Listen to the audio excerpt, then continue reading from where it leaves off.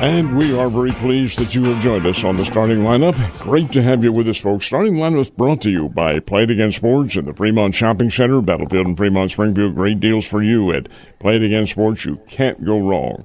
By Swing Right Golf at the south end of Campbell Avenue, a little bit north of Nixa. And at Swing Right Golf, you have the golf simulator, you have the outdoor batting cages, just have everything you could possibly want. Great entertainment at Swing Right Golf. Brought to you by Citizens Bank of Rogersville with two locales, one adjacent to Highland Springs and the other one in Rogersville itself. And by Marshfield Chevrolet at the I-44 exit, couple of left turns. You cross over I-44 onto the outer road, and you'll drive right into Marshfield Chevrolet. Great having you with us. Ned Reynolds along with Scott Puryear and Art Hains. Good morning, Arthur. Morning, guys. How are you? I'm good. How are you? Good. Big sports viewing weekend for you? Yeah. Watched a lot of things. I mean, I watched some of the golf on Saturday, then it turned into a blowout on Sunday. So not much worth watching then, but I was glad Scheffler won. And, watched some baseball. I wonder if CBS, when Scotty's winning by 8, if they're trying to radio PGA Tour headquarters and saying, we need a double bogey or a triple here real quick because TV's turning off by the millions as he's up 8 shots. But Ned and I were talking about that. I was, it started a little earlier than normal on Sunday. And, I'm watching early when he and Sam Burns, I think they're best friends out there on the tour. And Burns is struggling along, about to make double on the third hole. And then Scotty hits one out of the bunker. It hits a sprinkler head and ricochets over into the water and makes bogey. And then what'd you say, Ned? He birdied the next 5? Birdied the next 5, yeah. It apparently didn't faze him much, the old sprinkler head routine there. But they head to St. Louis this week, the BMW Championship. It's only the top 50 that advanced in the FedEx Cup standings. And Scotty, I heard the Vison guys say 3-1 favorite, which is just crazy to think in a field of the top 50 golfers in the world, you've got a guy that's a 3-1 betting odds favorite. And you know what's really amazing, too, about this? The consistency factor. Here's Scheffler, the favorite. That was only his second win of the year. He won, I think, the American Express tournament, and that was it. But he has been consistent. That's just it, consistent in his finishes. Always kind of fun, Art, to watch to see the guys who are really trying to get into that top 50, too. And I know Max Homa was one that didn't make it. Jordan Spieth didn't make it. Keith Mitchell didn't make it. They both had shots where they were trying to hit from in the water or outside the water. Matt McCarty finishes 50th to get in as the last man. Did Rory make it? Because he Rory. He was 9 over, 10 over. So I know it's a points, total points, but did he have enough accrued? Oh yeah, he was top 5. Yeah, so he wouldn't even there wasn't an issue there. But Rory himself says, "I'm not playing very good golf right now," and so that means he'll probably win this week up at Belle Reve too. But Art, Chiefs exhibition game against the Rams. Not a thing of beauty in terms of lighting up the scoreboard. What'd you take away from it? Well, I think they threw maybe 3 passes of 10 yards or more, a lot of checkdowns. Saw some good things, though. Emmett Johnson, the rookie running back, I thought looked good.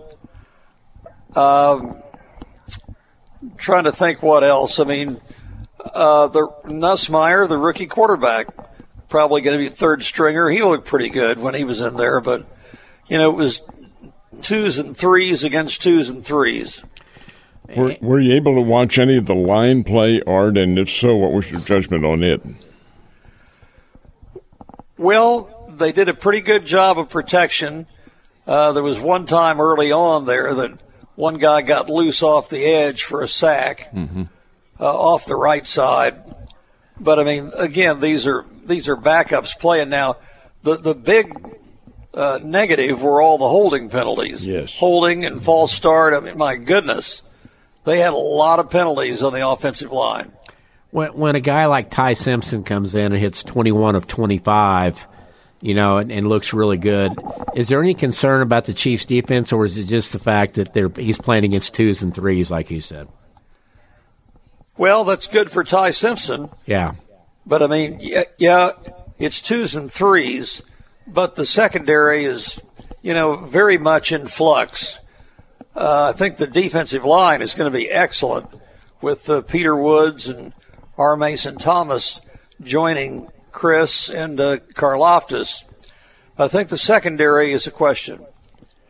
Arthur, I'm of the opinion, I want to see whether or not you agree with me on this one, that the game coming up on this Saturday night in Tampa, is probably of the 3 exhibition games the most important. I think we'll see some of the regulars play, if not, certainly not Mahomes, but I think we'll see some of the regulars and probably a little bit more cohesive unit. Would you agree with that this is probably the most important? Well, I think for a quarter you might see some of the regulars, and then after that it'll be the subs again. But it will be interesting if he plays a good number of the regulars in the first quarter, how that looks. And again, without Patrick, though, it's not really irregulars, And do you worry at all about him just cold turkey getting out there against the Broncos on Monday Night Football in the season opener? Yeah, a little bit. I do. From a rust standpoint, probably, or what? Yeah. Yeah. More than anything. Yeah, because Kenneth Walker got a little bit of work on Saturday. Justin Fields, a little bit of work there as the backup.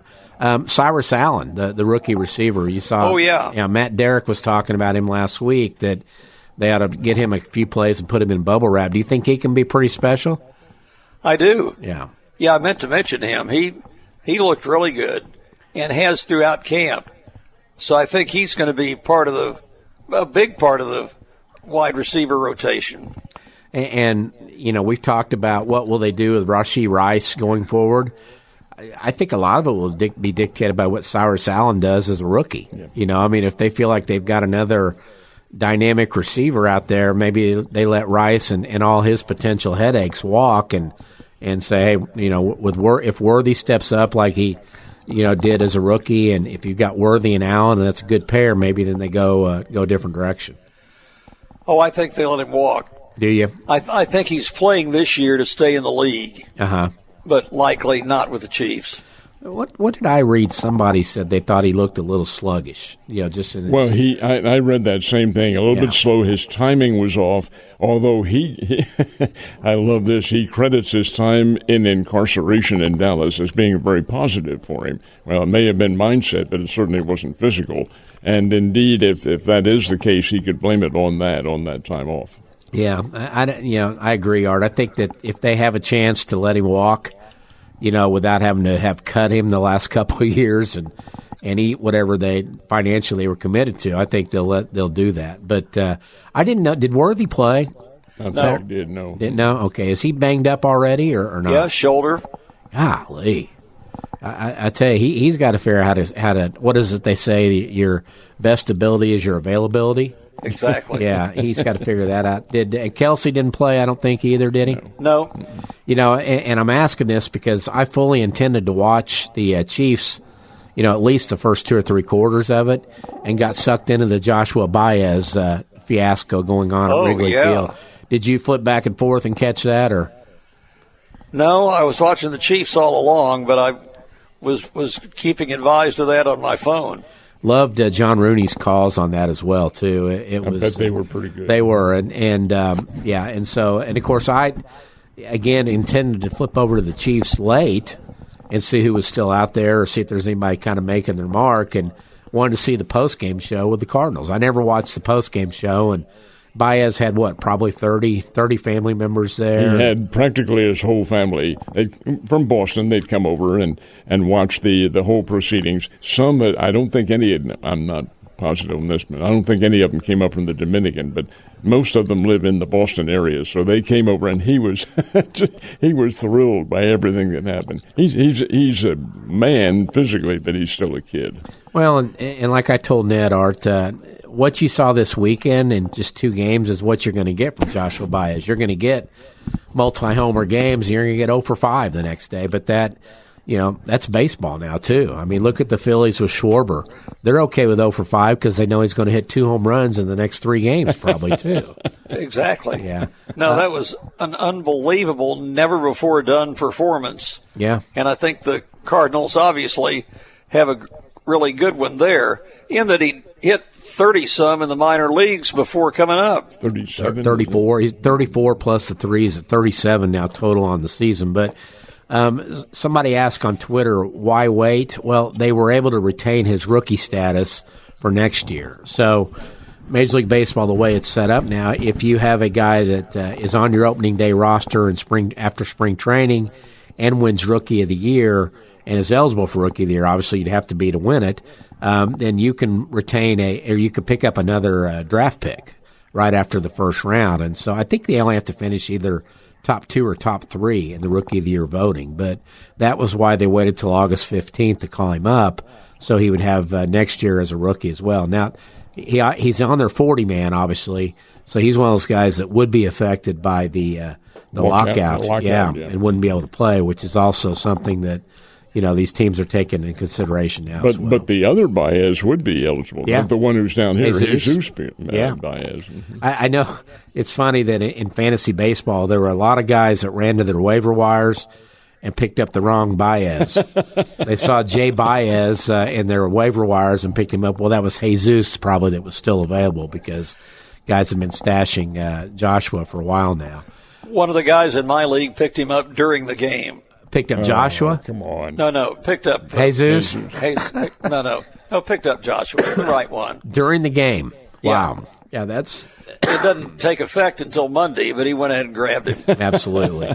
Royals weekend, 2 out of 3. They got a big night from Jac Caglianone. Was that Friday or Saturday? They had Friday. Homer and 5 RBIs. I think he's got 18 ribbies now in the month of August. He's doing what everybody thought he could do. What is the bar of expectation for Jack in a full season next year? Well, I mean, he's going to come close to 30 home runs this year. Yeah. So, I mean, it's going to be a mid-30s or more home run and RBIs. I mean, he is raking. And, I mean, he's obviously still very young. So that's a bright spot for the Royals. Well, I'm sorry, go ahead, Ned. I was going to say, how about the complete game yesterday? A complete game, one hitter yesterday. That's got to be that has to really spark Kansas City, I would think. I mean, Noah Cameron has been just superb the last 4 or 5 times out.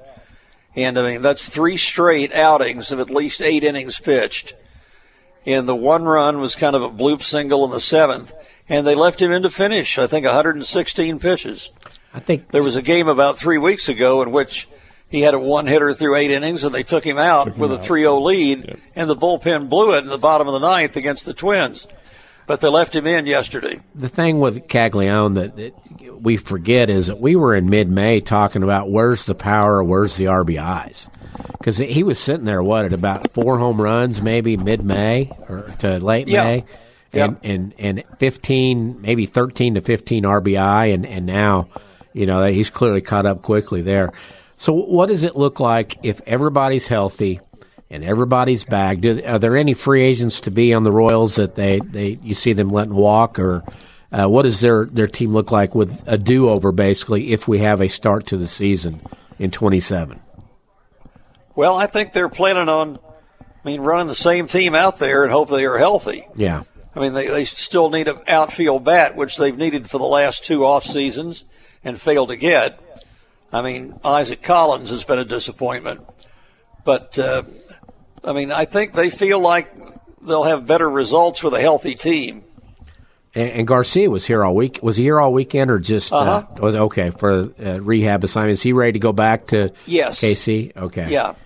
So they host Oakland tonight, and he may be there tonight. Arthur and Vinny Pasquantino is not far behind. Yeah. Your viewpoint on the overall pitching staff, because you do have Waka and Lugo in there, and they've got to be very limited now. They're not kids, but you do have Cameron, who is young. What does the rest of the staff look like? Well, Lugo is starting to show his age. Waka is still pitching very well.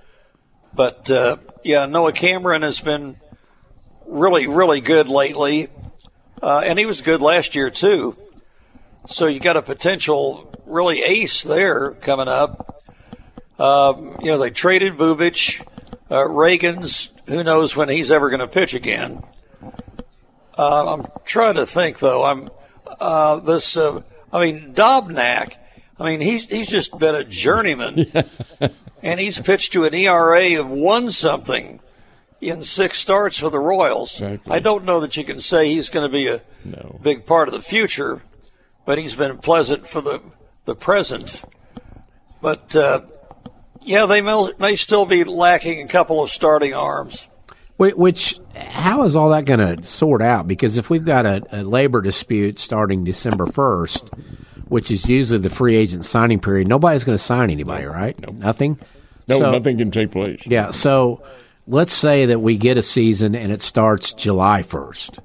When is free agency and all that? Is there a period where they'll have basically a free-for-all leading up to July 1 then? Or there what? there was once before when they went on strike. I don't remember what the time period was, but they allowed a period of time to make some quick trades. I would assume that would happen again. And then service time and all those things. I mean, rookie of the year. I mean, do these guys retain their rookie status another year? If they don't, or let's say it's a July 1 to end of September season. They still do all that stuff, don't they? I would think they would, yes. Yeah, sure. Yeah, which will just be crazy. July 1, that's ouch. Yeah. Hopefully they can get it settled way before that. Well, and I don't, we get the doom and gloom from guys, but they all say they think it'll be settled eventually. Who gives in on this, do you think, eventually? The players or the owners? Players. Well, the owners always give in. I mean, if you're talking about a salary cap, that's really hard. I mean, the players have just been dead set against it. They still are. But I think they may be able to do something with the pooling of local TV revenue that'll help a lot short of a hard salary cap. They will work their way around this somehow. There've got to be some really dedicated minds in baseball's front office, and the players' front office for that matter, about getting around it and who's going to call whose bluff in a case like this. But you've got to remember, that's the only sports league in America that does not have a salary cap. And I know the players are adamantly opposed to it, but certainly there's got to be some method that they can work around. Well, I mean, they start missing all those paychecks. That's the difference. That's going to hit them. Yep. Yeah, who hurts more financially in those situations and cries uncle first? The owners with the revenue loss from no games, or the players from not being able to buy groceries? The players. Yeah. So, I mean, usually the players are the ones that end up caving, don't they, then in that case? Yep. Absolutely. Yeah. And when you say caving, though, there are ways to make it look as though compromise. It's all a matter of politics. Yeah, absolutely. So they've never caved on the salary cap, though. No, they have not. Nope. Yeah, so we could be in for a long one, unfortunately. So enjoy your postseason this year, because it may be your last one for a while. So, all right. Hey, let's take a break, come back, and talk more about the weekend sports. You are listening to The Starting Lineup. Back in just a split second. And we are pleased that you're rejoining us here on The Starting Lineup. Ned Reynolds along with Scott Puryear. And Art Hains. Scott Nasby joining us here in about 10 minutes. Talk about the Dominican Republic, maybe get a little Drury baseball fall ball preview, learn more on the Howard Bell game. I'm drawing a blank. The Battle for Bell, yes, absolutely. Yeah, that's going to be coming up. At least we hope it is anyway, and assume it will be at the end of September or early October. Do not know the locale for it. I heard possibly out at Metter Park. They're thinking about Metter Park as a possibility if they can get enough seats in there for the folks. Arthur, I'd like to get your opinion on the passing and the impact of Tommy John on Major League Baseball. Passed away over the weekend, had been in hospice care. But you take a look at his record, and here his career was over in 1974. Elbow problem, couldn't pitch at all, and yet everybody knows what's happened now with going to Dr. Job and so forth. Your opinion on the impact? Well, I mean, first of all, he was a damn good pitcher before the injury with the White Sox back in the late 60s. But the injury happened, and, that was a death sentence before. And it was successful, obviously, and he went on to pitch a total of 26 years. That's crazy. That's crazy. 26 years. Yeah. And he won 288 games, not in the Hall of Fame. I mean, I guess Wyatt would say he was a compiler because he pitched so long, he had an opportunity to win that many games. Now, he didn't cure his own elbow. No. It just happened to be his elbow that was cured. But nonetheless, that procedure now it's just routine. I mean, you're out a year, but people come back from that and they're as good or better than before. So that was breakthrough, and it happened to be him that was the guinea pig that it worked. The interesting thing about it is when you take a look at the factors, the chronological factors, when Dr. Job explained, according to the story, when he explained to Tommy John what would happen, he said, well, how long is this going to take? And the procedure took about 4 hours because it involved drilling through the bones and sewing the ligament. The ligament was taken from his wrist, from Tommy John's wrist, and sewing it back. I think it was taken from his other elbow. No, I think right. Wasn't it a tendon from his wrist. Yeah, I believe is what the write-up said. But the fact is that it took over 4 hours. Now I am told it's sometimes less than an hour. At the most, it's 1 hour. They do it in a drive-through now. They've got a drive-through lane for Tommy John surgery at the hospitals. But some of the other numbers, and I'd forgotten that this is just crazy, but he made 700 career starts. Jeez. Yeah, he pitched until he was 46. And Art, you were correct, 288 and 231, a 3.34 ERA. He had 519 decisions. I mean, there's guys now that if we get somebody to 200 career decisions, it's going to be a miracle, isn't it, with the fact that guys don't go more than 5 or 6 anymore. Exactly. Yeah, and 26 Major League seasons with 6 teams. That 700 career starts was second only to Steve Carlton among left-handers. I don't care if it's compiling or not. How is he not in the Hall of Fame? He needs to be. Yeah, I agree. And Dr. Job needs to be if he's not already. Yeah, I mean, we if we're going to call them compilers, why don't we reward the guys that are able to play 26 seasons, and be good enough to have people still pay him to pitch. Yeah, and a 3.34 ERA. You know where that would be top 15 or 20 in the league right now with the way things have gone too. So a couple other things I want to get to before we Art from you before we get to the bottom of the hour. Bears football scrimmage, did you attend or did you hear much from your people? I was not able to attend. Obviously, Locklear got pretty much all the snaps with the ones because Beelan has had a slight injury that has held him back. So I think Locklear has kind of established himself as the number one right now. Yeah, and Casey Wood said afterward that I can't tell you who number one is because nobody's really run away with it, and that makes you worry, the old thing about if you have 2 quarterbacks, you don't have a quarterback, but they just need somebody to step up and be the guy, I think, for Casey to be satisfied and be able to put in all that he wants to do as well. Some other things there. Jmariyae Robinson did what he does, caught a 56-yard catch, had a double pass for a touchdown pass. He's going to be clearly their most explosive guy in the Art. Yeah, I think so. I mean, he's been a really good player for a couple of years, and I think his senior year should be a good one. And the defense apparently looked really good. When it was first team O against first team D, the offense had trouble moving the ball against them, and that's a defense with essentially 7 returning starters and some new pieces and parts that are going to plug in really well for them. That's right. I understand when they got down in goal line, that's when the defense really shone. Yeah. And that's good for the defense. Ned touched on this. I assume probably another scrimmage maybe next weekend or 2 weeks from now before they go into game day prep for A&M, probably. I think a good chance next Saturday. Yeah. And Saturday. Did you see the Kyle Larson story, what he did on Saturday? No. T-Bear is just giddy over this. Can't wait to talk about it tomorrow. So, Ned, help me with this because I don't want to get it backwards. But Kyle Larson obviously still loves to race dirt, the sprint cars and all that.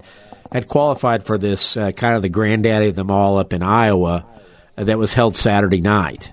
But the Richmond race was Saturday night in the NASCAR Cup Series, so obviously he had to fulfill his obligations to his NASCAR. He's under contract with the NASCAR group, so he raced in that, but his heart was really at Knoxville, Iowa. Yeah, so he goes to Richmond, he races, they have a rain delay in Iowa that postpones it back late enough to where Larson's able to get on a charter plane, fly to Iowa, and then win the first $200,000 first place at that dirt track in Iowa. No. Same night, yeah.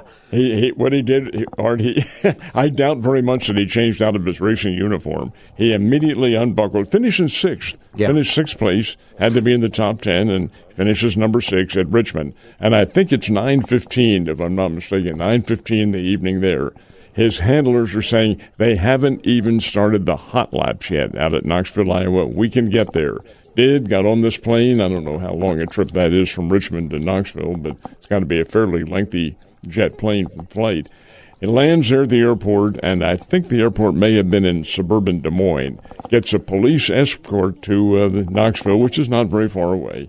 Gets in there, starts on the pole position, and wins the $200,000. Yeah, he led all 50 races in the Iowa race. All laps, all 50 laps of the race there too. So that's a pretty good evening, because we've had the people that have done the Coca-Cola 600 and Indy. Well, he has done it twice. He has attempted that duel twice. And not succeeded by any wins or anything like that, but has tried it before. Yeah, so T-Bear will talk more about that tomorrow, but just a phenomenal accomplishment there by Kyle Larson on Saturday night, too, as well. So, all right, let's take a timeout. Let's talk to Scott Nasby on the other side. We are ready to go, folks. We'll take a brief break and right back with the starting lineup. This is the starting lineup brought to you by Play It Again Sports, by Swing Right Golf, by Citizens Bank of Rogersville, and by Marshfield Chevrolet. Ned Reynolds with Scott Puryear. Art Hains. And wanted to bring on our special guest, Scott Nasby. Saw on his Facebook feed that he and his family had just finished a trip to the Dominican Republic and Costa Rica. Scott had put out there that they were going to take some baseball gloves down to give some kids. I think he took almost 50 gloves down there. But I thought, what a cool time to bring Naz on to talk about the trip, talk about some other things, and kind of tell us. We see all these guys in Major League Baseball like Joshua Baez from the Dominican Republic that are, tearing it up, and just want to learn more about the culture and why that happens down there and why they're so good. And welcome in Scott Nasby. Naz, good morning. Good morning. Thanks for having me in. You betcha. What were some of the most? First of all, tell us how the trip came about, and then tell us some of the more eye-opening things you saw while you were down there. Yeah, we as a family, my wife and kids, we've taken some trips recently. We've been in Costa Rica a few times. Just absolutely love it. Found an Airbnb down there, but we wanted to hit up another country on the way down, so we went from Springfield to the Dominican, and then Dominican to Costa Rica and back. And the Dominican, we want to experience the baseball down there. We want to experience the city, the country, and kind of see what it was all about. So found some connecting flights there and experienced Dominican for 4 days, 3 nights, 4 days, and then Costa Rica for 6. Scott, when we see pictures of the Dominican Republic and so forth and so on, it's usually of the sparkling water and the beaches and so forth and so on. You got to experience the inner parts of the country. Tell us a bit about it. Yeah, so we flew to Punta Cana, so pretty much everyone I think that goes to the Dominican, and not knocking this type of trip, I think my wife would have maybe enjoyed this trip maybe a little more if we would have stayed in Punta Cana, but we took transportation to the city capital, Santo Domingo, and then in between there, Boca Chica is where most of the teams are, so all 30 teams have complexes down there. There's about 12 within probably a 3-mile radius. All these guys live there, and then there's another one that's a little bit closer to Punta Cana, but we were about a 2.5, 3-hour drive from Punta Cana, the all-inclusive resort, stayed at a Hyatt and in the capital. Some of the worst traffic I've ever seen. I mean, it was chaotic, but getting to where we wanted to be to see the games, we were able to go watch a Nationals and Angels Dominican Summer League game one of the days, and it was a really cool experience. Do the kids get invited to these camps? Is that how that works? So to play in the Dominican Summer League, you have to be signed by a major league team, and you have to be 16. So a lot of the kids we saw were 17 and 18 playing. They're all under contracts with these with the professional teams. If they were to move up to minor league ball, you're going to progress through the DSL. But like Juan Soto, all these Dominican guys that came from, and really Latin America too. There's Venezuelan guys, Colombian guys. You go through the DSL from ages 16 to 18, 19 until you sign a major league contract. But For example, one of the Nationals' top guys, Samil Serrano, 17. This was his first year, and he's making $1.6 million. And so now, how many years? I'm not quite sure on that. But and then who's the Royals rookie right now? The Royals rookie who's up? He's like 19 or 20. That's up with them now at the majors? Yeah. I know they've got Kendry Churio as one of their top prospects. He's an A-ball. Yeah, he's in high A right now. Art, who would that be? I don't know. Yeah. Well, maybe he was just signed to a minor league contract, but he was there, had an all-star season a couple of years back. So some of these guys signed for, $10,000. Some of them signed for $1 million, kind of see what happens. The issue, I think, is, and the collective bargaining agreement that's coming up, they're trying to figure out a better way for these international kids to be in their own draft, to figure out a better path, because talking with some people down there, so these kids are being recruited and kind of have some handshake deals at 13, 14, 15. So when 16 hits, they can sign on with whatever team that might be. And, you better make sure you're in with the right people. And if you get misguided as a 13, 14, 15-year-old, I can see how, sometimes the steroids get in play, and that's dangerous for everyone, not alone 13 to 16-year-old kids. Art? So, Scott, the Dominican has long been a hotbed of kids that end up making it to the major leagues. I mean, it's not that large of a country, but obviously they have a lot of baseball in their culture.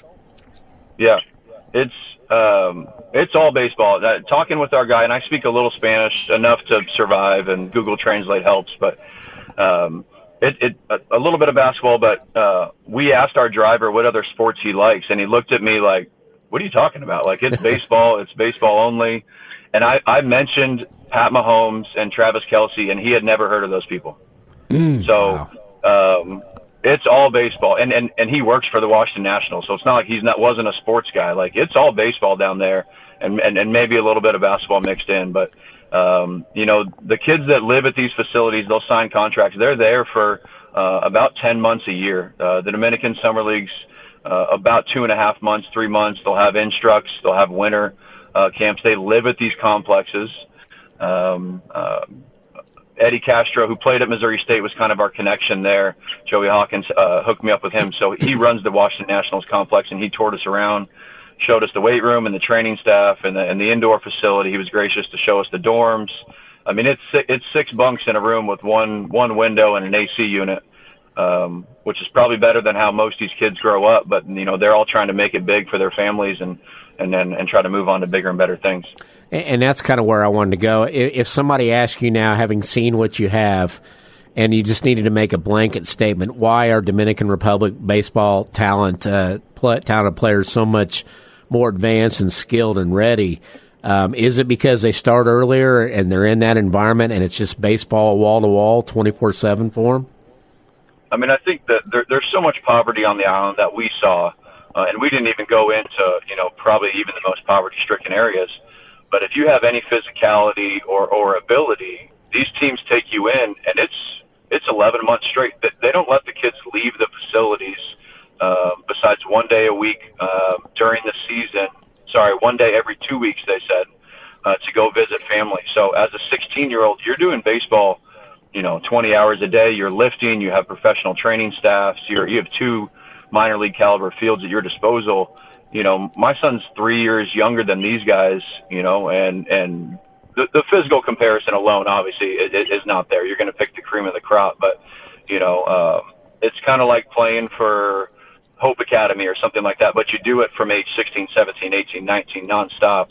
And education probably needs to get better for some of these kids, but they do have a training an educational resource center where they're teaching the kids English and progressing to make sure they are at least getting a high school degree or working their way that way while they're on the facilities. Scott, that is a huge island down there that also includes another nation, Haiti. Is there any kind of Haitian influence at all in these camps? I didn't look at all the rosters. In my conversations with at least with our driver, we had asked about Haiti. And he didn't have too many positive things to say about the safety of it, about traveling to it. He pretty much said you don't need to be going to Haiti, so we passed on that. Art, wow. So, Scott, I know part of this maybe is kind of scouting for a future jury trip. Yeah, so all of our business students, foreign language, and architecture kids on jury have to study abroad at some point. So kind of came up with the idea and talking with some other programs. There's a lot of people that go to the Dominican in the wintertime.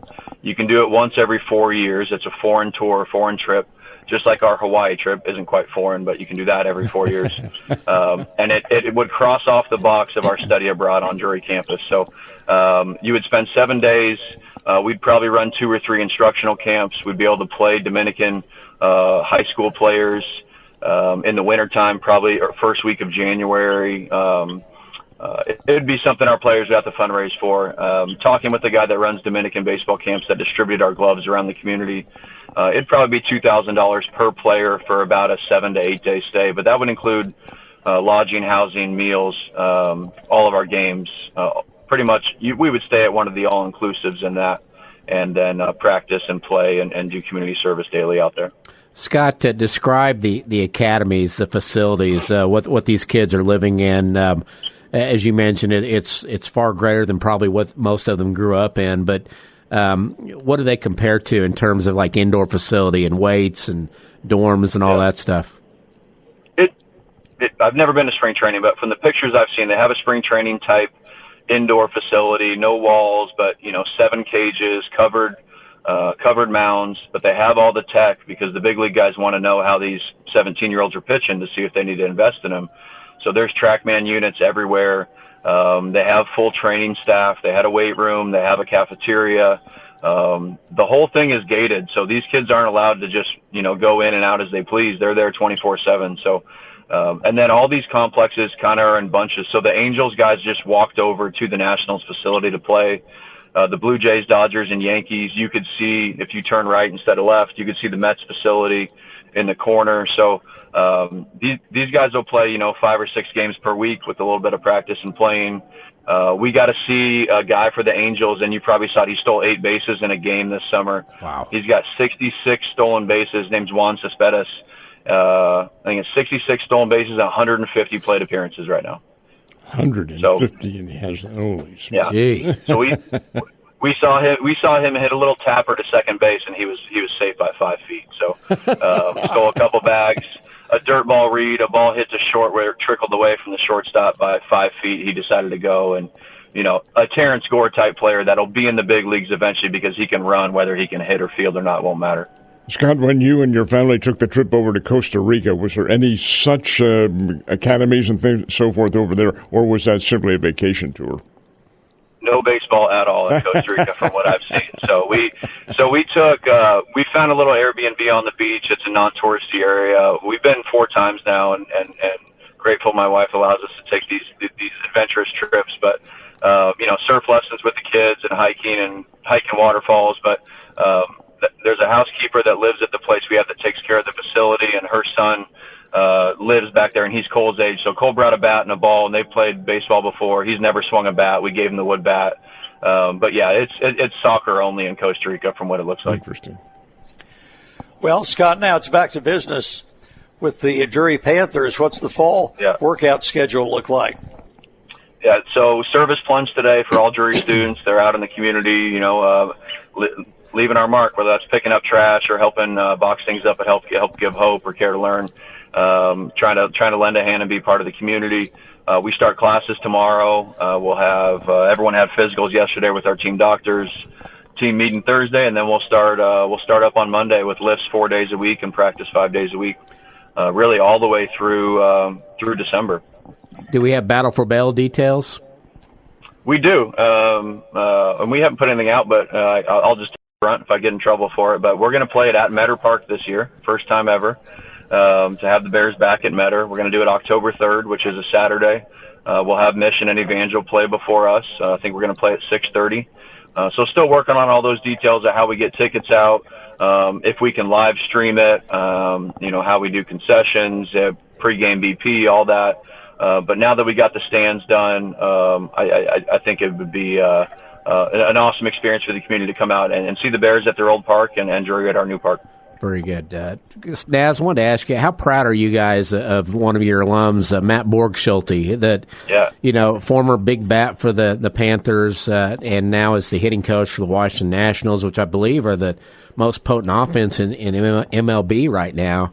A guy that got into the Twins organization early, went to the O's, got let go with that whole staff with the Twins. It's amazing how you can't apparently coach hitting at one place, and now you're the best offense in baseball at your next stop, isn't it?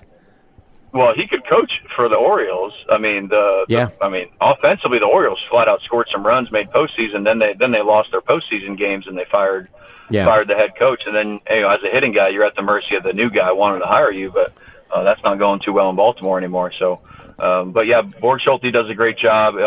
Focused on process, focused on vision a lot. And then that's something he gave to us. He coached with us for a couple of years when he got done, and we wanted to make sure that we stay in touch with Borgs. Obviously, we always have an invitation to come back and work with our guys. He's got 2 kids with a third on the way. So, but based in St. Louis, talk to his dad all the time as well. But really proud of Borgs for what he's done. Hopefully they can pitch it a little bit better and climb out of the cellar. But, they've consistently put up a lot of runs this year in comparison to a lot of teams who are better in the standings. When he was on your staff, did you see this as a possibility, him being a Major League Baseball hitting coach? When he played for us, he was first in the cage, last out. He was helping guys. Him and Caleb Cole would always show up and help guys. He was a little too analytical with his swing at times where, if you felt something was off, he would, hey, my elbow's got to be here, my hands need to change here, my stance needs to change here, which can be detrimental if you're doing that for yourself.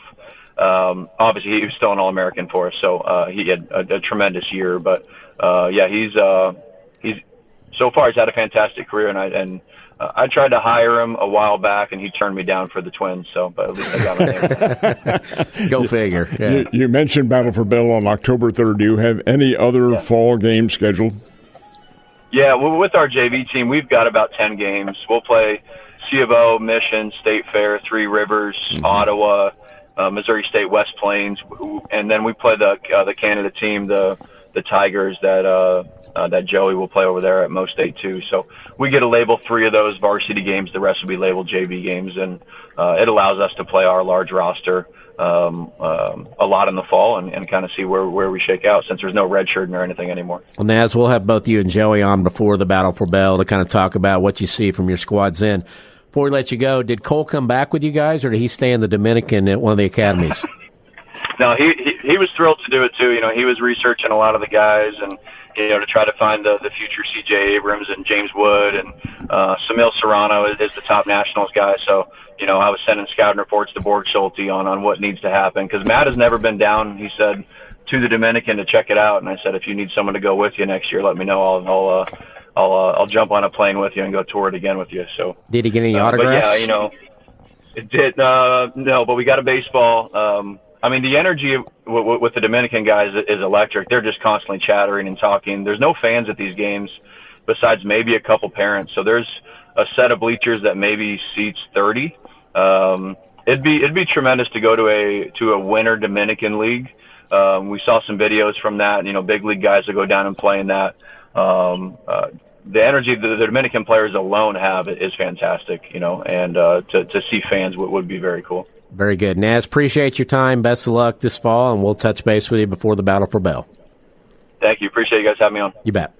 He is Scott Nasby, head baseball coach at Drury University. Timeout on the starting lineup. Be right back. And the stretch run of the starting lineup. Great to have you with us. Do we have did you say caller is on? We had a caller there, and they were impatient, and they hung up. Oh, you got to be patient, folks. Yeah, I'm sure it's Coach Stratton, probably. Usually, if it's a Nasby interview, Stratton. And here we go. We got a caller. All right, let's see who we got on here real quick. Let me switch things over. And caller, you're on with us. Who we got?